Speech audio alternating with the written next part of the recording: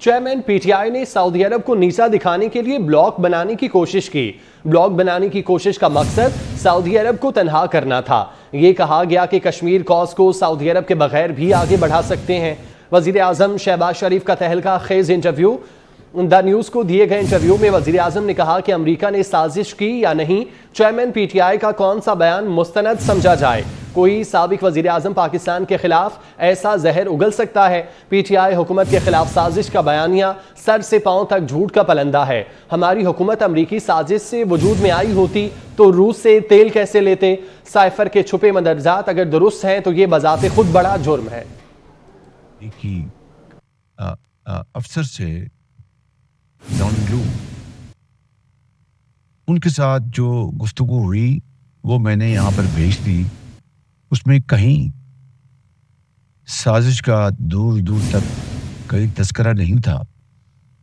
General Bajwa جو اس وقت سپہ سالار تھے, نیول چیف موجود تھے, ایئر فورس کے چیف موجود تھے, سب نے برملا اس بات کی تائید کی کہ امریکہ نے پاکستان کی حکومت لانے کی کوئی سازش نہیں کی. سائفر میں اس کا اندراج کیا ہے, کوئی سازش.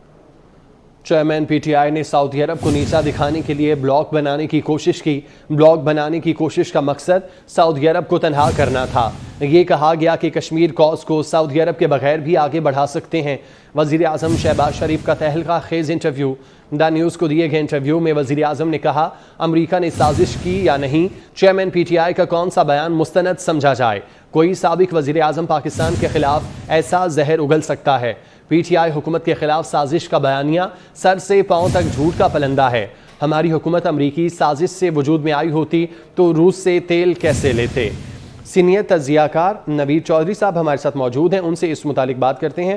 نوید چودھری صاحب, بہت شکریہ آپ کا وقت دینے کے لیے. اس سے پہلے سابق وزیر اعظم کی جانب سے چین کو بھی ناراض کیا گیا, سی پیک پہ کام بھی رکا رہا, اور اب ایک اور انکشاف سامنے آیا ہے شہباز شریف کی جانب سے کہ سعودی عرب کو بھی نیچا دکھانے کی کوشش کی گئی اور الگ سے بلاک بنانے کی کوشش کی گئی. کیسے دیکھتے ہیں آپ اس کو؟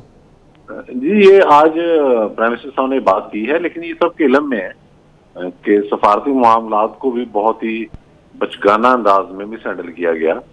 مطلب اس وقت یہ پتہ نہیں کس نے ان کو کہا یا اس کا کوئی سوچا سمجھا منصوبہ تھا کہ سعودی عرب کے خلاف کو بلاک بنایا جائے گا, اور انہوں نے طیب اردگان صاحب سے بات کی, ترکی کے صدر سے, پھر ملیشیا میں یہ گئے, وہاں انہوں نے بات کی. اس کا سر پیر تو کوئی تھا نہیں. جس وقت انہوں نے کہا آئیں مذاکرات کرتے ہیں تو یہاں سے بھاگ گئے, اور اس کے نتیجے میں انہوں نے ملیشیا سے بھی پاکستان کے تعلقات خراب کرائے, ترکی سے بھی پاکستان کے تعلقات خراب کرائے, اور سعودی عرب جس نے ہر مشکل وقت میں پاکستان کا ساتھ دیا ہے وہاں بھی تعلقات خراب کرائے, چین سے بھی تعلقات خراب کرائے, امریکہ سے بھی تعلقات خراب کرائے, امارات سے بھی تعلقات خراب کرائے. اور وہ جو کہانی سنا رہے ہیں کل رات سے جو چل رہی ہے, آپ خود ہی دیکھ لیں کہ وہ ایک ایسا سفیر اور ایک جونیئر سفارتکار کو مل کے کہہ رہا ہے کہ جی یہ اس طرح سے بات ہوئی تھی. اچھا, جو بات ہوئی تھی وہ اس تناظر میں ہوئی تھی کہ ان دنوں یوکرین پر حملہ ہوا تھا.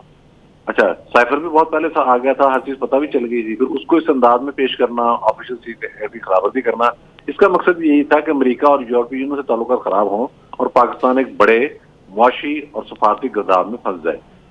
تو جو بات آج شہباز شریف صاحب نے بتائی ہے وہ اس حوالے سے میں سمجھتا ہوں اس کی ایک توثیق سمجھ لیں, لیکن یہ سب کے علم میں ہے کہ اور جو کچھ انہوں نے کہا سعودی ولی عہد کے بارے میں مختلف میٹنگ میں بیٹھ کر, اس کے حوالے سے بھی رپورٹس چھپ بھی چکی ہیں اور الیکٹرانک میڈیا پر بھی چل چکی ہیں, وہ تو الفاظ دہرائے بھی نہیں جا سکتے.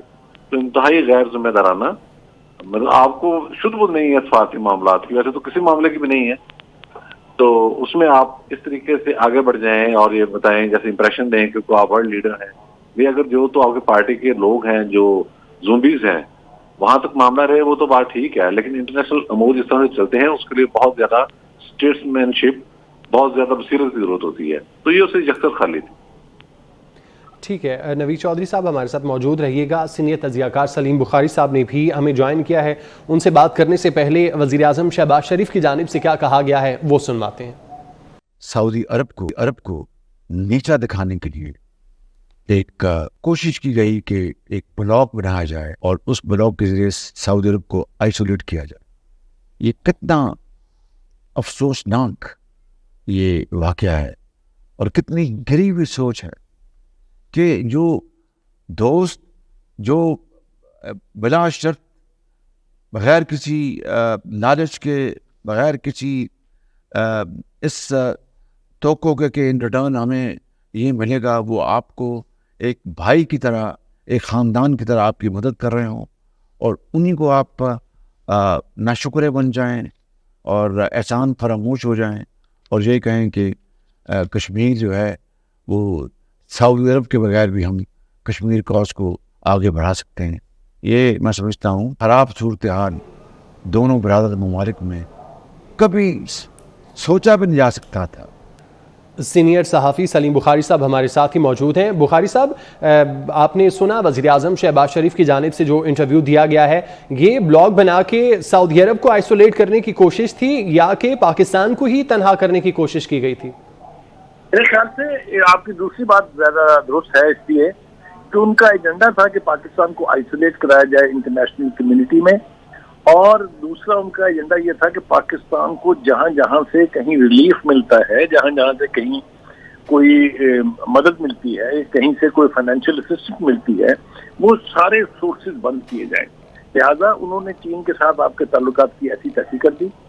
یہ جو موسم تھے آپ کے سعودی عربیہ ہو گیا، یو اے ای ہو گیا، ان کے لیڈران کے بارے میں جو ہرزہ سرائی کی انہوں نے، وہ نوید چودھری صاحب نے بالکل درست کہا کہ وہ تو دہرائی بھی نہیں جا سکتی. ایسی گھٹیا زبان، ایسی ذلیل زبان استعمال کی گئی ان کے بارے میں.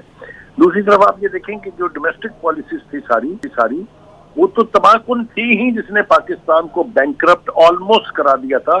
ڈیفالٹ تو چھوٹا لفظ ہے. دوسری طرف آپ یہ دیکھیں کہ اپنے مفاد کی خاطر انہوں نے سپر پاور سے لڑا دیا پاکستان کو. آپ بتائیں ہماری کہاں مجال ہے کہ ہم یہ کہیں امریکہ کے پریزیڈنٹ کو کہ تم ہماری حکومت کو ہٹانے کی سازش کر رہے ہو. اور امریکہ کی سازش جو ہے وہ اتنا گھٹیا الزام ہے کہ امریکہ کے ڈونلڈ لیو صاحب جو ہے سازش کرنے کے لیے پاکستان کے سفیر کو بتا رہے ہیں کہ اپنے ملک کو بتا دیں جا کے کہ ہم سازش کر رہے ہیں آپ کے وزیر اعظم کو ہٹانے کی. یہ اتنا لچر، اتنا گھٹیا، اتنا بے معنی الزام ہے کہ جس دماغ نے بھی یہ اختراع کی، جس نے یہ الزام عائد کیا، ان کی ذہنیت جو ہے پرائمری جماعت کے بچے سے بھی گھٹیا ہے. اس لیے میں اس کے اوپر اس سے زیادہ جانا نہیں چاہتا ہوں کہ جنہوں نے بھی یہ سوچا تھا کہ پاکستان کو برباد کریں گے، پاکستان کو آئسولیٹ کریں گے، ڈپلومیٹکلی اس کو روئن کریں گے، وہ اوپر اللہ بیٹھا ہوا ہے. اور یہ پرائم منسٹر صاحب نے کل بھی ٹھیک کہا تھا کہ اسلام کے نام پر بننے والی یہ ریاست ہے، اور دوسری ریاست ہے مدینہ کے بعد، اس لیے اس کا رکھوالا بھی اوپر بیٹھا ہوا ہے. تو تمام سازشیں جتنی بھی کی تھی عمران خان اینڈ کو، اب میرے خیال سے یہ نئی اصطلاح میں آپ کو دے رہا ہوں، عمران اینڈ کو، انہوں نے جتنی بھی گھناؤنی سازشیں کی تھی پاکستان کے خلاف، اللہ تعالیٰ نے ایک ایک واپس ان کے منہ پر دے کے ماری ہے، اور وہ بغلیں چھانک رہے ہیں. وہ شرمندگی کے مارے وہ میرا خیال سے اس حوالے سے تو گفتگو بھی نہیں کر سکتے، because they have all been caught red handed. رنگے ہاتھوں وہ پکڑے گئے ہیں. وہ پاکستان جو دوسروں کو غدار کہتے تھے، میر جعفر میر صادق کہتے تھے، وہ خود میر جعفر اور میر صادق ہے. کوئی دو رائے اس کے بارے میں نہیں ہے. جو پاکستان کے مفاد کے خلاف کام کرے وہ غدار ہے، وہ غدار ابن غدار ہے. تو اس کے بارے میں مزید سے اس کے سوا کچھ کہنا نہیں چاہتا کہ اللہ تعالیٰ ہمارا حامی و ناصر ہو. اللہ کی ذات جب تک پاکستان پہ ٹھنڈی نظر کیے ہوئے ہے، یہ عمران دار اور عمراندوز اور گمراندوز یہ کچھ بھی پاکستان کا نہیں کر سکتے. پاکستان سلامت رہنے کے لیے بنا ہے اور انشاءاللہ یہ سلامت رہے گا. جی انشاءاللہ. بخاری صاحب ساتھ ہی رہیے گا. سینئر صحافی رضوان رضی صاحب نے بھی ہمیں جوائن کیا ہے. رضوان صاحب، اگر ہم گراؤنڈ ریالٹی دیکھیں تو پاکستان کے خزانے جب بھی خالی ہوئے ہیں، چین اور سعودی عرب نے ہی پاکستان کی مدد کی ہے. لیکن سابق وزیر اعظم کی جانب سے پہلے آئی ایم ایف سے معاملات خراب کیے گئے، پھر چین کو ناراض کیا گیا، سی پیک پہ کام ان کے دور میں رکا رہا، اور اب یہ بلاگ بنانے کی جو خبریں، اب وزیر اعظم شہباز شریف نے بھی انٹرویو میں انکشاف کیا ہے کہ اصل مقصد تو سعودی عرب کو سائیڈ لائن لگانا تھا. آپ کیسے دیکھتے ہیں اس کو؟ دیکھیے، پہلے تو آپ مجھے بخاری صاحب کے سامنے سینئر جرنلسٹ نہ کہیں. بخاری صاحب is the most senior journalist in this Pakistan, in this country. ہمارے اساتذہ ہیں، ہمارے فادر لائک فگر ہیں. اللہ تعالیٰ ان کو سلامت رکھے، صحت دے. ان کے بعد ہیلو جی ان کے بعد گفتگو کرنا کو مناسب نہیں لگتا.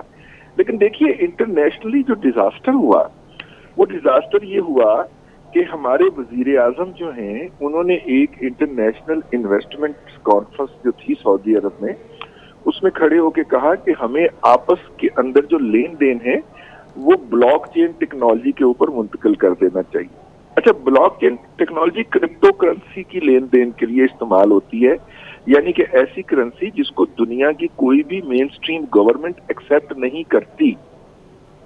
वो अंडरवर्ल्ड की पेमेंट्स के लिए जो चीजें इस्तेमाल होती हैं, इमरान खान के जहन में वो चीज छाई हुई थी, वो इंस्ट्रूमेंट छाया हुआ था और उन्होंने उसका इंकशाफ फरमाया। एक बात हो गई।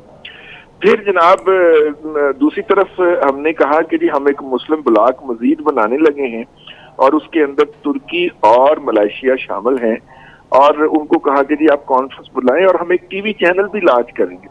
उन्होंने बेचारों ने कॉन्फ्रेंस बुला ली और फिर खुद इतने माशाल्लाह बहादुर थे कि सऊदियों ने जब नाराजगी का इजहार किया तो उस अपनी बुलाई हुई कॉन्फ्रेंस में जाने से इनकार कर दिया। अब आ जाइए इस तरफ चाइना की तरफ।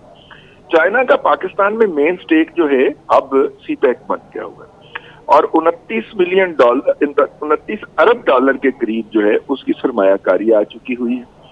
इस 29 अरब डॉलर की सरमायाकारी उस वक्त नहीं थी, ज़्यादा पाइपलाइन में भी थी, उस वक्त तक तकरीबन 19 से 20 अरब डॉलर आ चुकी थी, बाकी 10 अरब डॉलर के करीब पाइपलाइन में थी।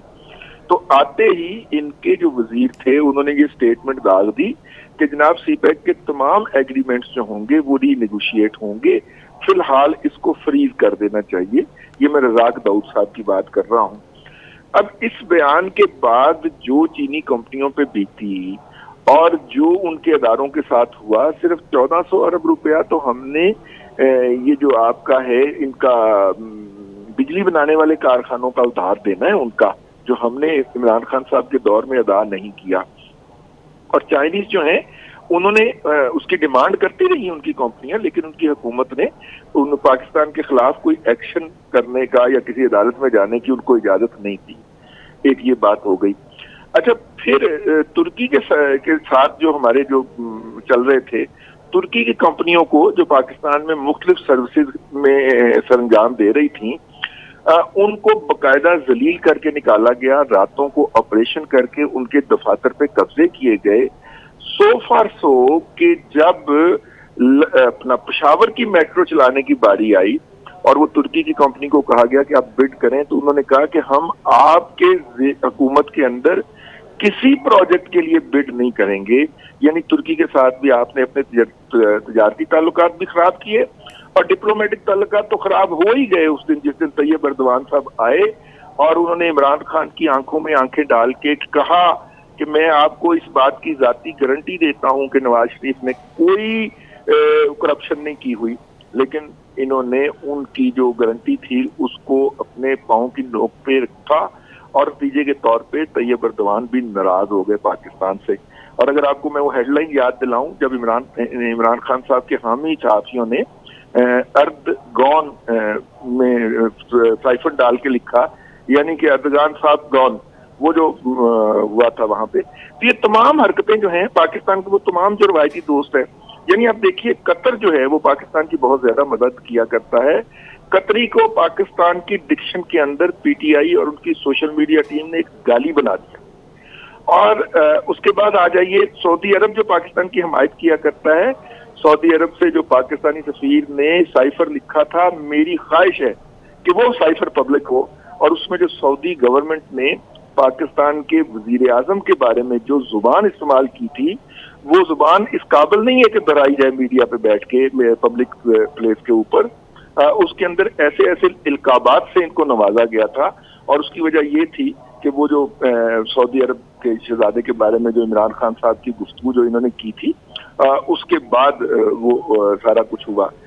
यूएई की गवर्नमेंट जो थी उसके साथ भी हमारे तल्लुकात खराब हो गए और हम फिर, मेरा मतलब है कि इंटरनेशनल एक कैटास्ट्रोफी थी, एक डिजास्टर था जो इमरान खान साहब ने डिप्लोमेटिक फ्रंट के ऊपर जो था वो पाकिस्तान के साथ किया।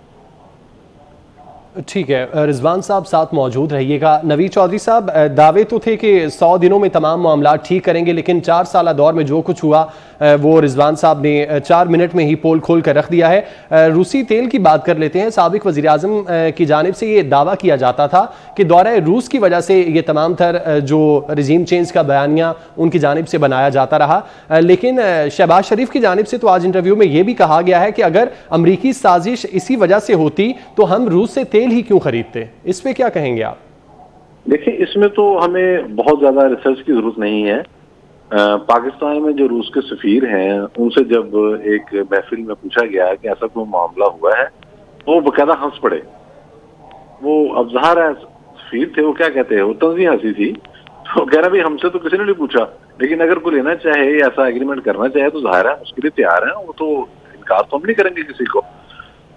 یہ تو انہوں نے ایک بیانیہ بنایا یہاں آ کے کہ میں وہاں یہ کرنے گیا تھا، وہ کرنے گیا تھا۔ جس وقت وہ گئے اور اسی دن روس نے یوکرین پہ حملہ کر دیا، اور ظاہر ہے پاکستان کے لیے ایک بیرک پوزیشن تو بنی، اور یہ بات بھی بالکل ریکارڈ پر ہے کہ جنرل باجوہ نے ان کو بھیجا تھا، یہ نہیں گئے تھے، جس کو بعد میں انہوں نے میر جعفر کہا اور میر صادق کہا، اور کوئی دنیا کا الزام نہیں ہے جو ان پر نہ لگایا ہو، انہوں نے ان کو بھیجا تھا کہ آپ ذرا روس کی طرف بھی جائیں۔ تو یہ تو ان کا کریکٹر ہے۔ تیل جب آنا تھا، جنہوں نے معاہدہ کرنا تھا انہوں نے معاہدہ بھی کیا، وہ گئے بھی، نیگوشیٹ بھی ہوا، باقی چیزوں میں بھی ٹریڈ کھل رہا ہے چین کے ساتھ، بالکل واضح بات ہے یہ۔ ٹھیک ہے، نوید چودھری صاحب آپ کا بہت شکریہ، سلیم بخاری صاحب اور رضوان رضی صاحب بھی ہمارے ساتھ موجود تھے، سب کا بہت شکریہ۔